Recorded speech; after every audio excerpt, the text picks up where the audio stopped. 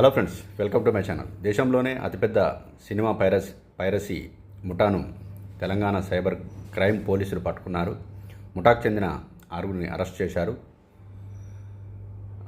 తెలుగు సహా పలు భాషల సినిమాలను పైరవీ చేసినట్లు గుర్తించారు. సినిమా ఇండస్ట్రీకి భారీగా నష్టం చేసినట్లు అంచనా వేస్తున్నారు.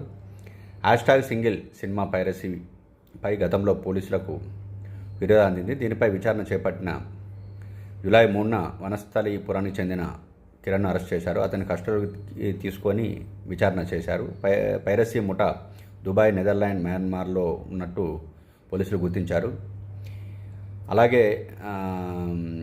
ఈటీవీ విన్ కంటెంట్ కూడా పైరసీ చేసి అమ్ముకున్న మరో నిందితుడిని అరెస్ట్ చేశారు. రికార్డు కంటెంట్ను ఇతర వెబ్సైట్ నుంచి పైరసీ ముఠా విక్రయిస్తోంది.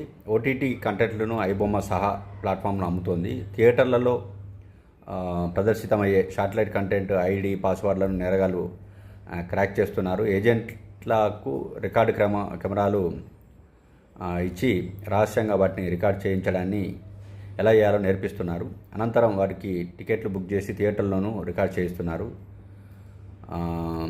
అంటే షర్టు జేబు, పాప్కార్న్ డబ్బా, కోక్టిన్లలో కెమెరాలు పెట్టి షూట్ చేస్తున్నట్టు పోలీసులు ఇవన్నీ విషయాలు వెల్లడించారు. ఏజెంట్లకు క్రిప్టో కరెన్సీ రూపంలో నిందితుల కమిషన్లు ఇస్తున్నట్లు పోలీసులు పేర్కొన్నారు. మొత్తానికైతే సినిమా ఇండస్ట్రీ ఎప్పటి నుంచో కోరుతున్న ఈ పైరసీ ముఠాకు అడ్డుకట్ట వేయాలని కోరుతున్నది. ఈ నేపథ్యంలోనే దేశంలోనే అతిపెద్ద ముఠా పైరసీని తెలంగాణ సైబర్ క్రైమ్ పోలీసులు అరెస్ట్ చేయడం గమనార్హం. Thanks for watching this video.